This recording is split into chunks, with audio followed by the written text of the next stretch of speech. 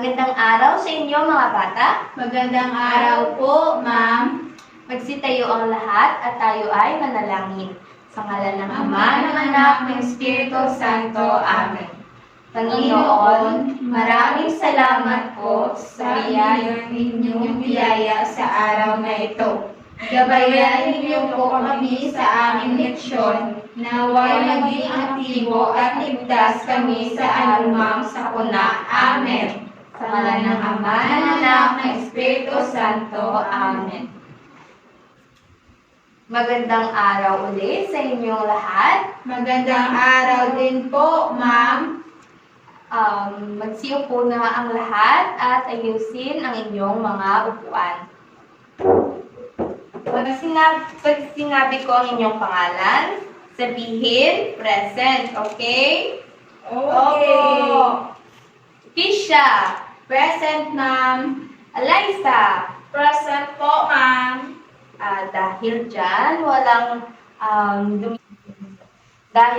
lumiban sa inyo ngayong araw na ito, ay bibigyan ko kayo ng dagdag puntos sa ating gawain mamaya. Yay! Salamat po, ma'am. Sige. Bago tayo tumungo sa ating leksyon, ay nakikilala niyo ba kung sino ang nasa larawang ito? Opo, ma'am.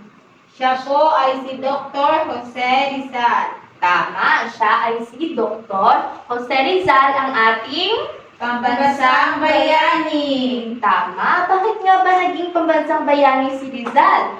Dahil marami siyang naambag sa ating panitikan at sa ating bansa. Kabilang na roon ang mga nobela na kanyang ginawa, maraming kwento, mga sulat niya at ang mga tula. Alina't ating basahin ang halimbawa ng tula na isinulat ni Dr. Rizal na ang pamagat ay sa aking mga kabata. Halina't basahin natin. Kapag ang bayay ay sadyang umilig sa kanyang salitang kaloob ng langit, sanlang kalayaan na saring masapit, katulad ng ibong na sa himpapawid. Ang wikang Tagalog tulad din sa Latin, sa Ingles, Kastila at salitang Anghel. Sapagkat ang poong maalam tumingin, ang siyang nagawad, nagbigay sa atin. Pagkat ang salita'y isang kahatulan, sa bayan, sa nayot, mga kaharian. At ang siyang isa'y katulad kabagay, ng alinmang likha noong kalayaan. Ang salita natin katulad din sa iba, may alfabeto at sariling letra, na kaya niyang walay dinatnan ng sigwa. Ang minday sa lawa noong dakong una, ang hindi magmahal sa kanyang salita, mahigit sa hayop at malansang isda.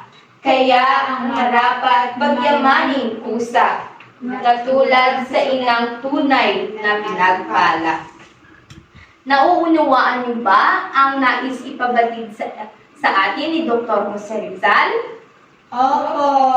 Kung gayon, ay kumuha ng isa't kalahating papel at isulat ang inyong himuha sa tulang ito. Tapos na ba ang lahat? Tapos na po, ma'am. Okay. Kung gayon, sino ang maaaring magbasa ng kanyang ginawa o kanyang isinulat na hinuha? Ma'am, Eliza.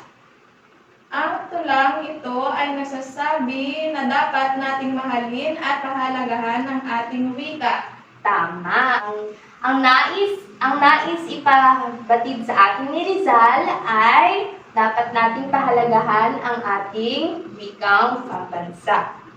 Ang tekstong ating binasa ay isa lamang sa mga halimbawa ng tula na isinulat ni Dr. Jose Rizal noong siya ay 8 taong gulang pa lamang o nasa ikalawang baitang pa lamang.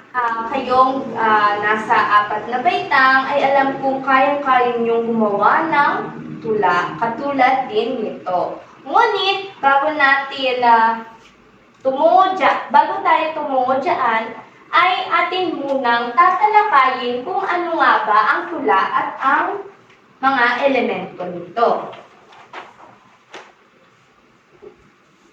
Unang-una, ano nga ba ang tula? Ang tula ay isang masining na anyo ng panitikan na naglalayong maipahayag ang damdamin ng makata o manunulat. Pag sinabi nating manunulat, ito ay ang mga tao na nagsulat ng mga tula katulad nito.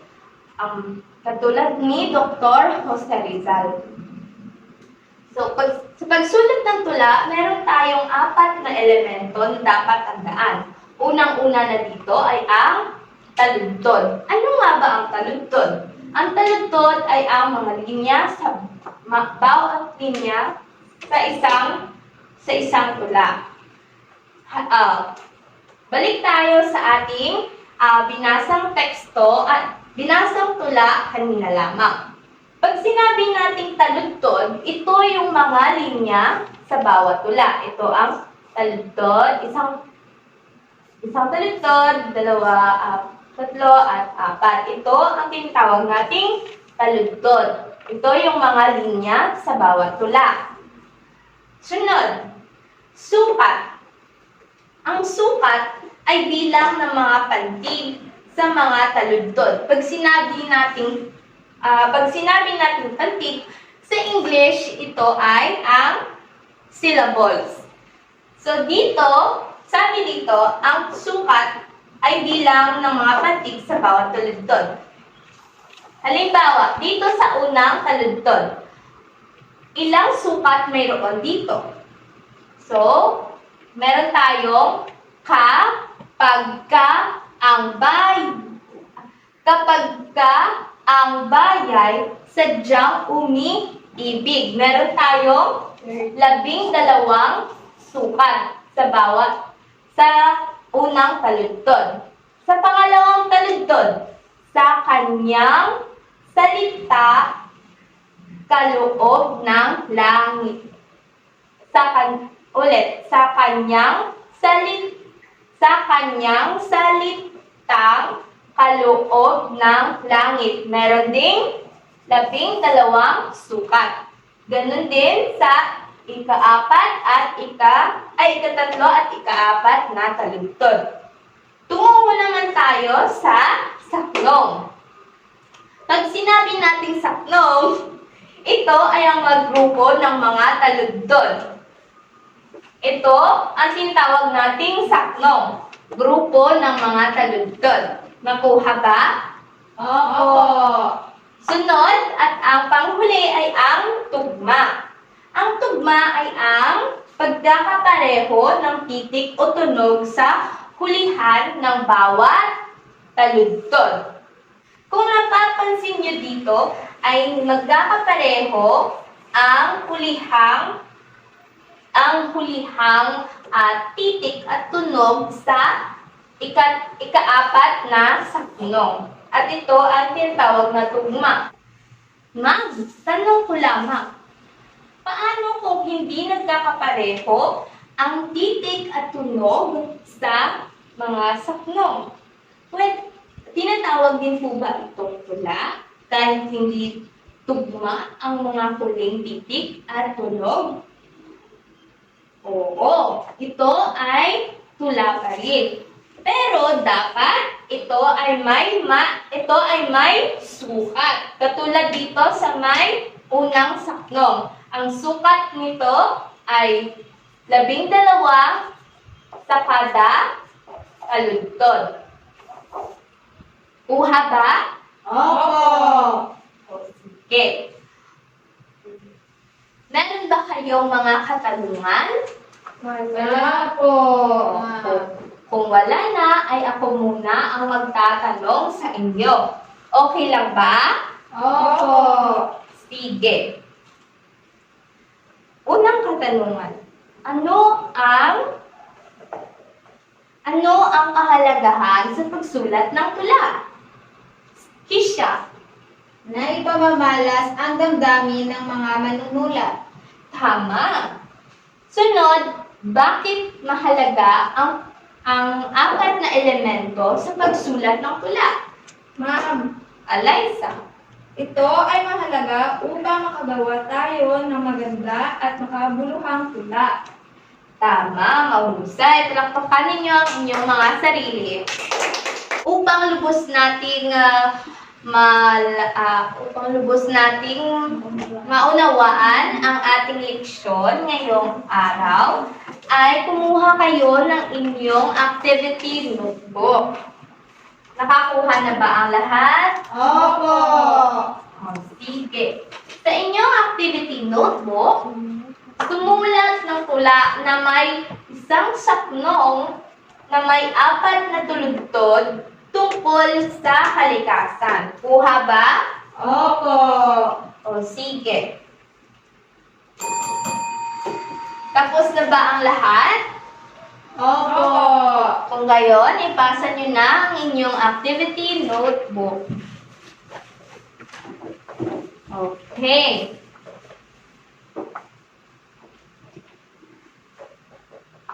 Ngayon ay pumunta na tayo sa pagtataya. Meron ako ditong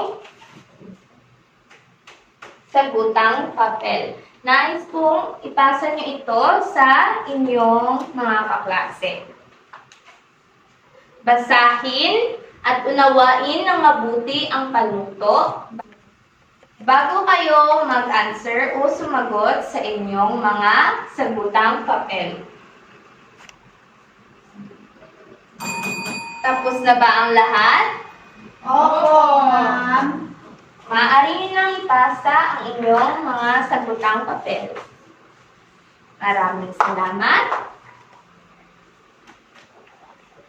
Bago tayo magtapos sa ating leksyon, ay kunin nyo muna ang inyong Filipino notebook at kopyahin ang inyong takdang aralin. Nakuha niyo na ba ang inyong Filipino notebook? Opo. Sige, kopyahin niyo na ang inyong takdang aralin. Tapos na ba?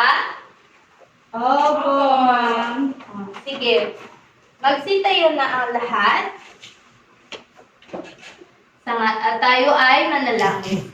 Sa ngalan ng Ama, ng Anak, ng Espiritu Santo. Amen. Paalam mga bata. Paalam po, ma'am.